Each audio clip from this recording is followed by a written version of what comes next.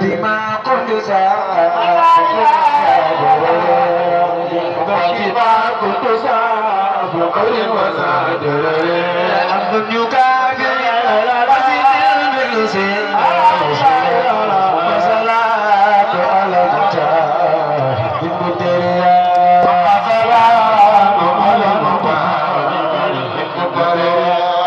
صلاة على المتاهب بالدنيا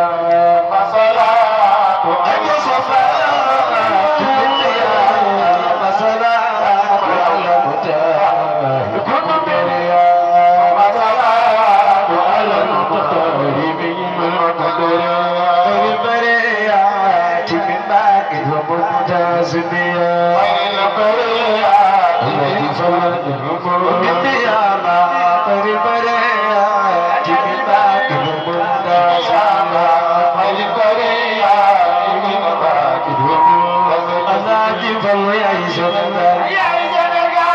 فلدن غدورا وخدنا يا كل فلولا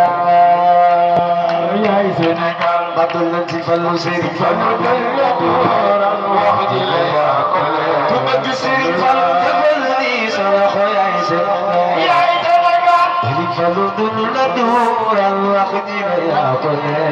فلولا يا سنغال يا سنغال فلدن غدورا فلو يا سنغال يا سنغال فلو دل دورا أخدنا يا قلنا فلو يا سنغال يا سنغال فلو دل دورا أخدنا يا قلنا فلو يا سنغال يا سنغال يا ستمور ما جابت الكبار فلولا maa ngi ñaan mbooloo mi ku yëkkati ñaari loxo ca kaw lu màggal sëñ Fallou yàlla boo amee loxo bi metti mu yëkkati rek loxo ca kaw lu màggal sëñ Fallou Allah ji fal ya bari ya bari ya isatu mora mara jabat ki bayam si fallula magal mi si fallu sëriñ fallu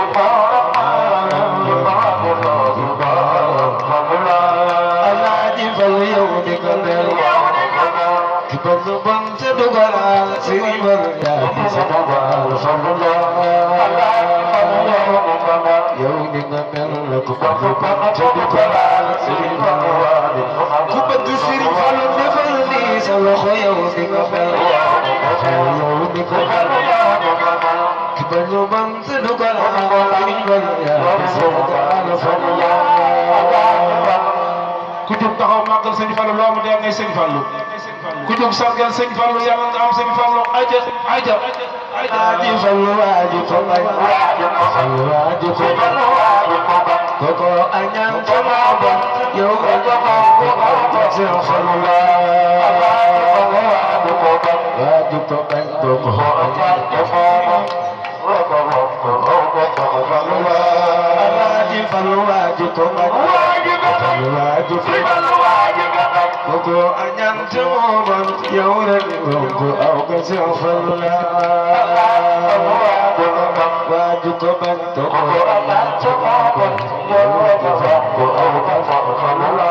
Alhaji Fallu jaay ko dura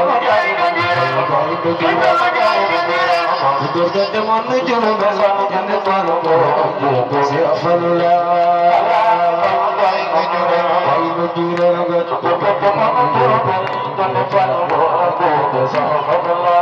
Alhaji Fallu waju ko waju ko وصدق سندك فالقق سيغفل لا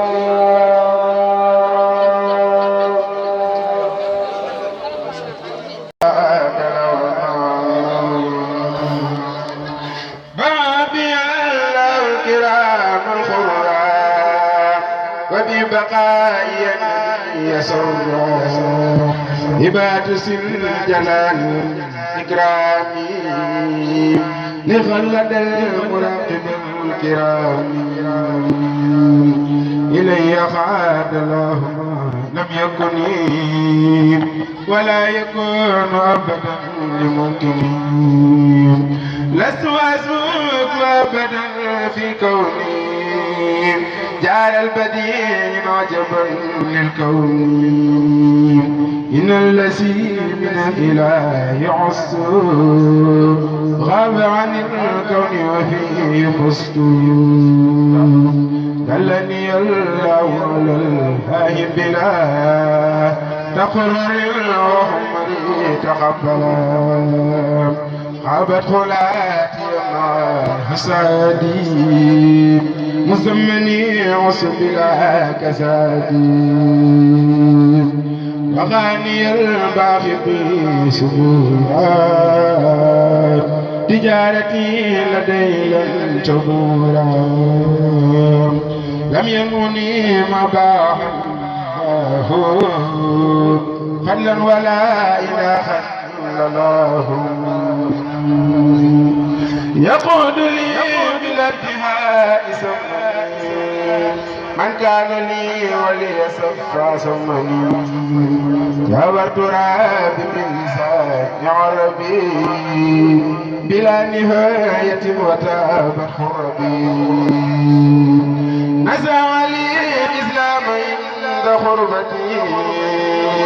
لدى الجزائر منير تربتي زع لي نور اللسان والكتاب أسمع خدمتي لدى أهل الكتاب أزل ما سبق للمصفعين أغنى يمين على سبيل المستعين هداني الله وساف عليهم إلى سواه في عبسا هداني الله وساف عليهم إلى سواه في عبسا سبحان ربك رب العزة عما يصفون وسلام على المرسلين والحمد لله رب العالمين.